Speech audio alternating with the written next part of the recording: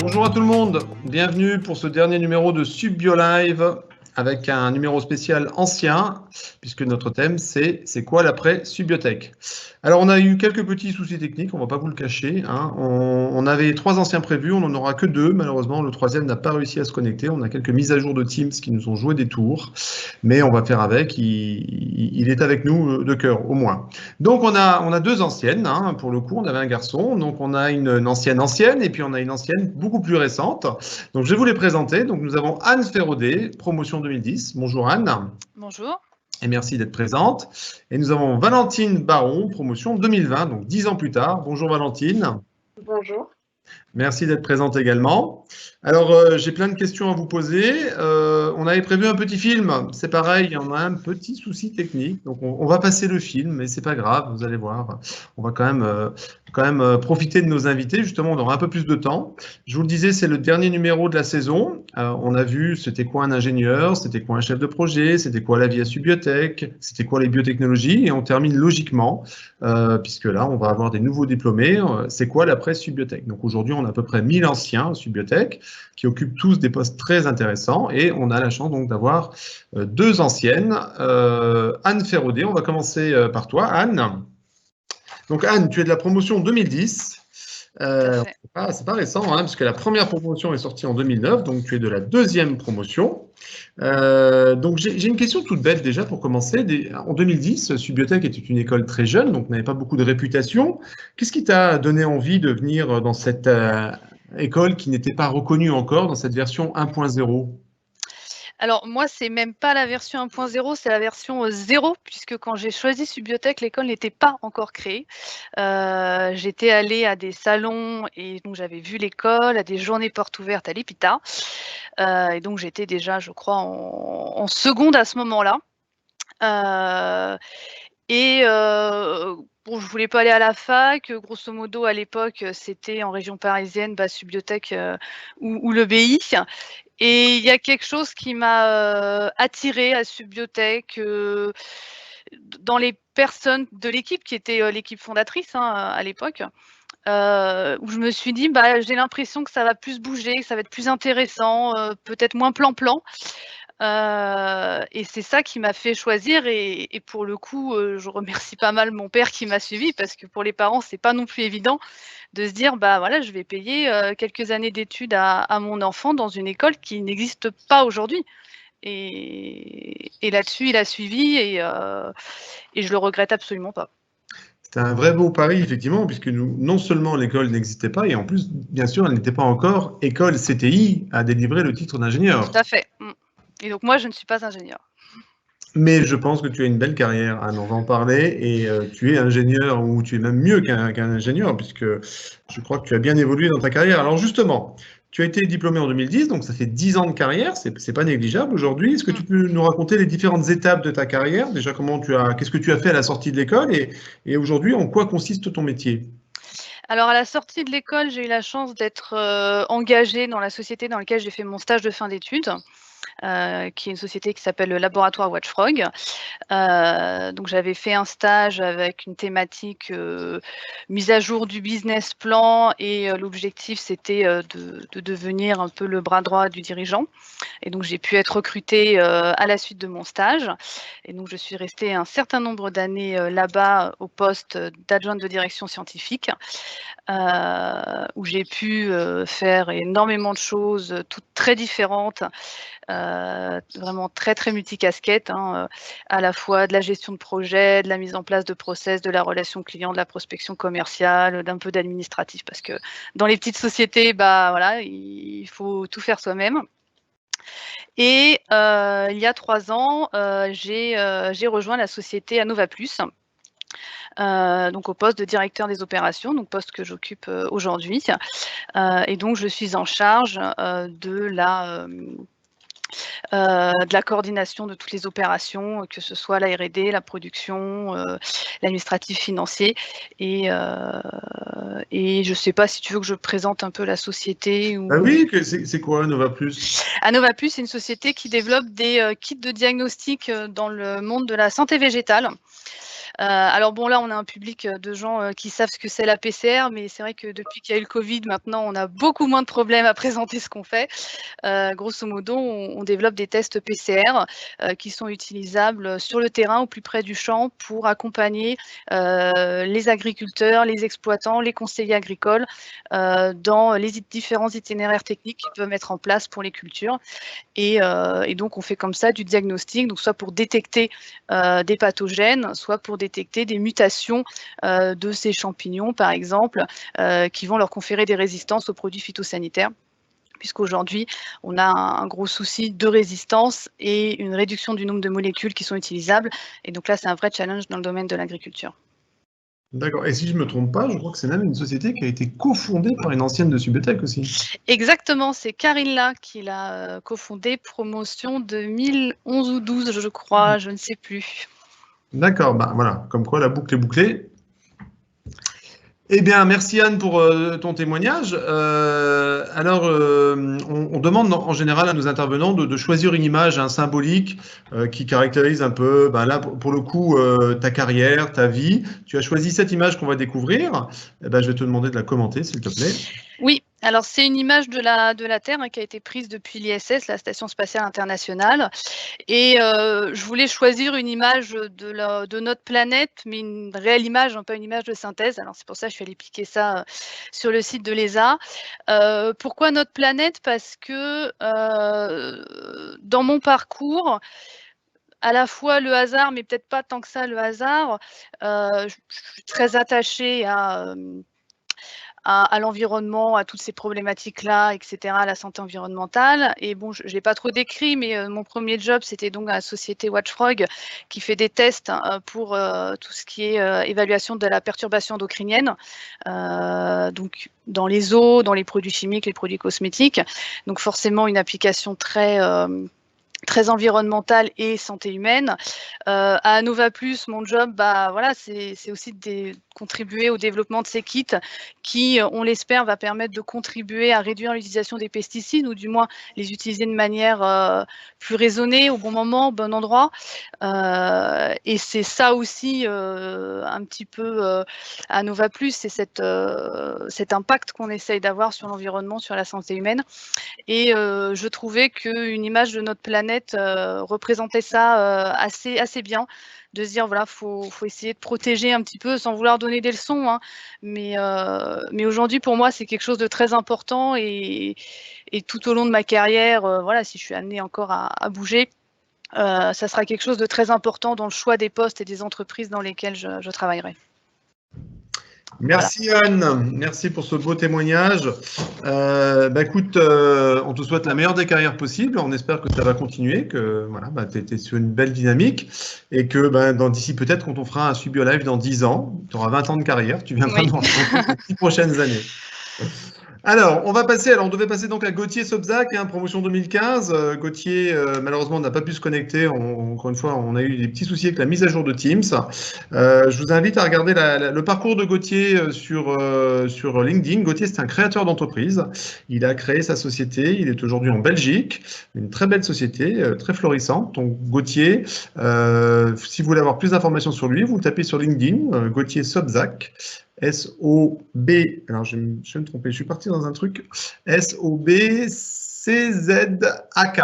je crois que je ne me suis pas trompé, et vous allez voir que My Data Trust est une entreprise qui est très très intéressante, donc malheureusement il ne pourra pas nous donner son témoignage aujourd'hui, mais on l'invitera de nouveau à l'occasion, on aura l'occasion de le faire témoigner.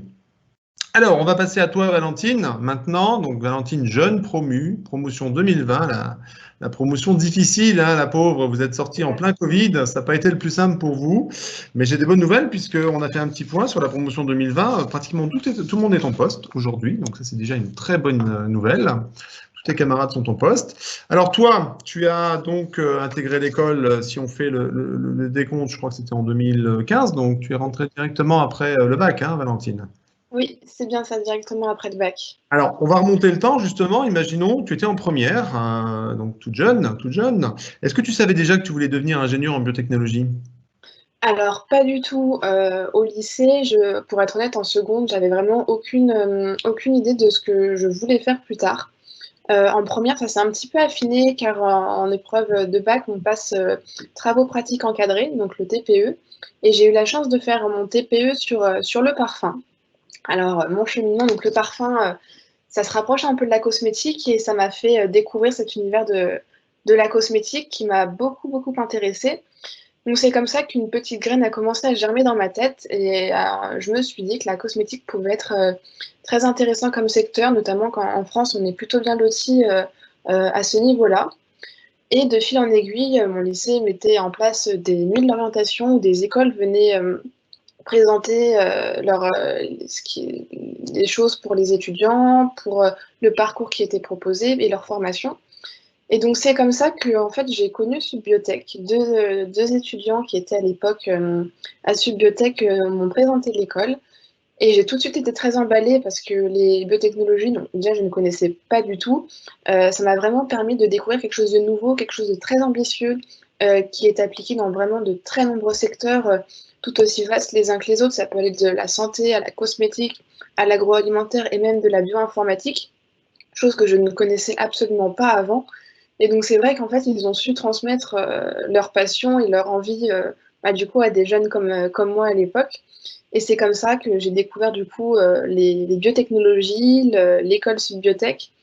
Et comme Subbiotech propose effectivement une mineure cosmétique, ça n'a fait que renforcer mon envie d'intégrer l'école pour avoir du coup cette formation vraiment très générale et très poussée pour les biotechnologies, mais tout en ayant et en gardant du coup cette partie cosmétique à ma formation.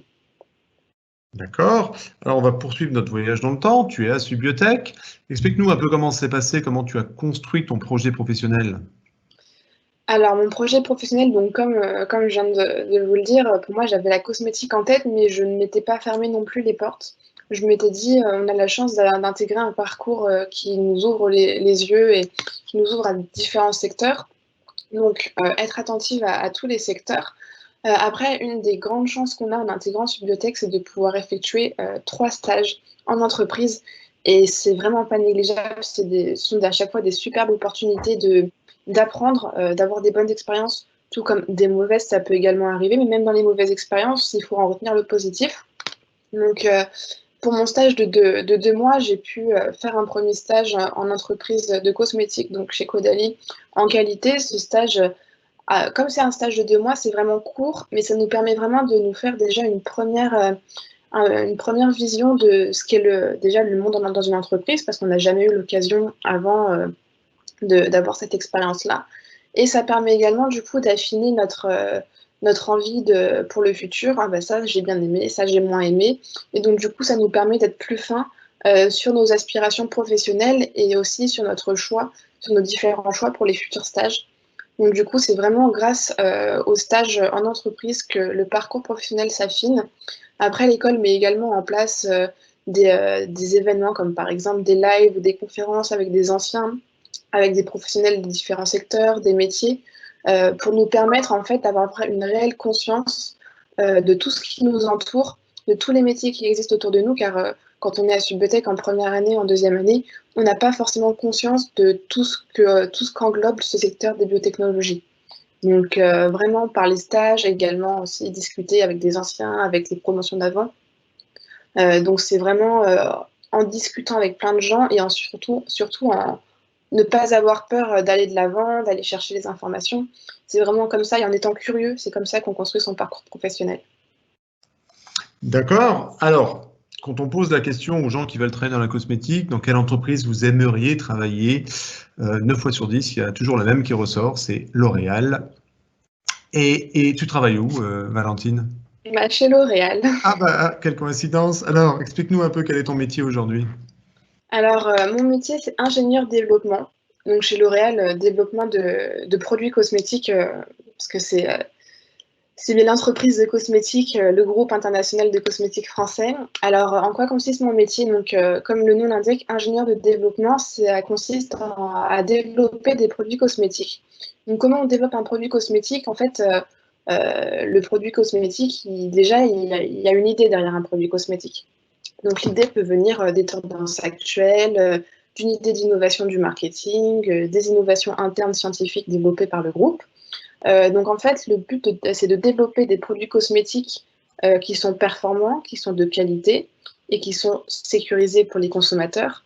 Et il faut du coup développer ces produits cosmétiques en répondant à un cahier des charges bien spécifique. Et ce cahier des charges est du coup est établi par le marketing ou par l'entité demandeuse du coup du développement de produits. Et pour faire ce développement du coup de produits, nous en tant qu'ingénieurs de développement, nous sommes un peu le chef d'orchestre du côté scientifique pour tout organiser au mieux. Et en fait, on s'occupe du coup du développement de sa conception chimique, si je peux dire, de l'élaboration de la formule chimique jusqu'à sa mise sur le marché. Donc, c'est-à-dire qu'on s'occupe vraiment de toutes les étapes clés, la formulation, les études microbiologiques, s'assurer qu'au niveau réglementation, on est dans les clous sur les différents pays de lancement, au niveau de la montée en échelle, parce qu'un produit est produit à différentes échelles. Il faut vérifier tout ça pour que lors de la production en usine, tout se fasse sans problème.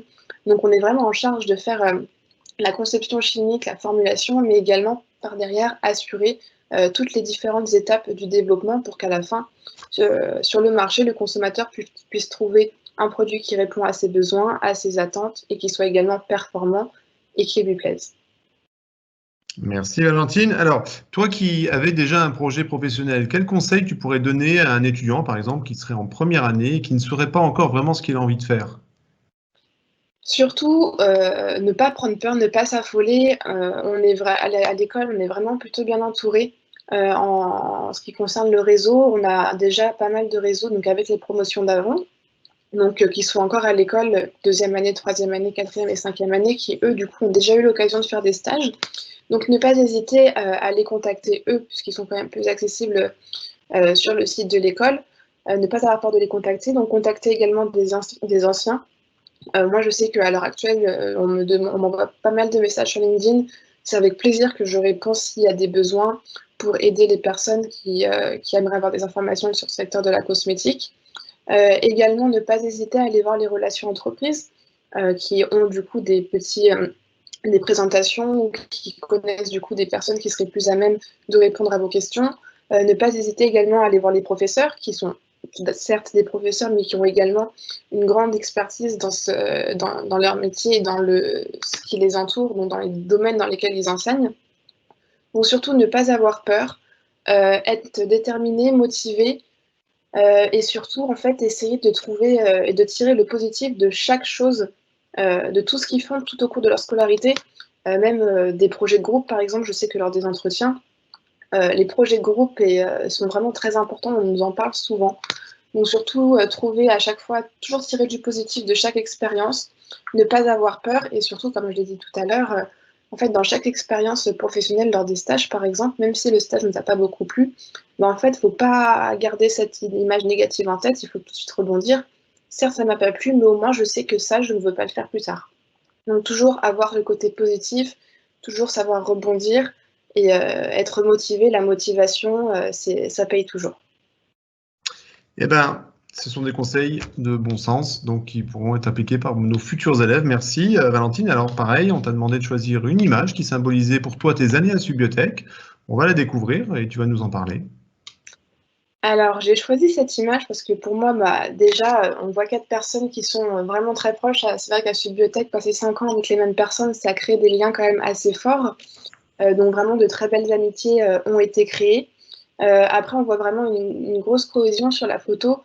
Je trouve qu'à Subiotech, on a vraiment une très bonne entraide entre les promotions. Ça m'a vraiment marqué. Pas de compétition, on est tous un peu main dans la main. Donc ça, c'est vraiment un point très important à souligner. Cette image en plus est vraiment assez positive, on voit qu'ils sont tournés vers un grand soleil, donc c'est vraiment c'est une connotation très positive, ils sont tournés un peu, si je peux dire, vers leur avenir qui sera brillant. Et je pense que quand on sort de Subiotech, on a un peu toutes les clés en main. Mine de rien, on est très très bien formé pour la suite. Moi, je le vois avec les stages, avec ma première expérience professionnelle, on a vraiment de la chance. Et puis aussi, cette image, je l'ai choisie parce que lors de ma 3e année à Subiotech, je suis partie en Afrique du Sud. Et ça résume aussi de très beaux souvenirs que j'ai pu avoir là-bas. Donc vraiment, à retenir que du positif de mes années à Subiotech. Et je ne regrette absolument pas mon choix d'école et de formation. Eh bien, nous, on était contents de t'avoir également et je te dis la même chose qu'Anne. Bonne carrière, elle n'est qu'au début pour toi et puis peut-être rendez-vous dans 10 ans pour voir si tu es encore chez L'Oréal et si tu le vaux toujours aussi bien. Je ne pouvais pas ne pas la faire, celle-là. Petite question subsidiaire pour Anne. Valentine a parlé du semestre d'études obligatoires à l'étranger, puisque c'est vrai que nous sommes très ouverts à l'international. Je ne sais pas s'il y avait déjà ça à ton époque, Anne. Il faut que tu remettes ton micro. Eh ben non, pas du tout. Il n'y avait pas ça. Par contre, ce qu'on nous avait demandé à la fin de la première ou deuxième année, je pense, pendant les vacances d'été, c'était de faire un petit stage, même si c'était pas dans le domaine de la bio, à l'étranger. D'accord. Voilà. Et tu étais partie? Et donc moi, j'avais pu partir en Suède. Alors pour le coup, j'avais pu faire ça dans la bio puisque, bon, par relation avec mon père, j'avais pu faire un stage dans l'équipe qualité d'Amersham Biotech qui venait juste d'être acheté par NG Healthcare à l'époque, c'était tout récent. Et donc j'étais partie à Uppsala en Suède pendant 2 mois à faire du contrôle qualité de gel cépharose. C'était une première approche comme ça et c'était une belle expérience. Et puis ça a permis de découvrir un pays, de parler anglais, de commencer à travailler. C'était super sympa. Ah ben voilà, la belle évolution aussi de l'école, puisqu'aujourd'hui, ce sont 90 destinations possibles lorsqu'on est étudiant à Subiotech. Bah, écoutez, on arrive au terme de ce numéro qui a été un peu chamboulé, mais très intéressant. Merci Anne, merci Valentine de vos témoignages. On va vous souhaiter une excellente fin d'année à tout le monde. Je ne sais pas si vous êtes dans les résultats Parcoursup. En tout cas, pour nous, c'est fini, le Subbio Live. Il y a eu donc beaucoup d'épisodes. Vous pouvez toujours les retrouver sur notre chaîne YouTube et celui-ci sera également présent sur la chaîne YouTube. On vous souhaite une excellente soirée. Au revoir à tout le monde. Au revoir Anne. Au revoir Valentine. Au revoir. Au revoir. Merci, au revoir.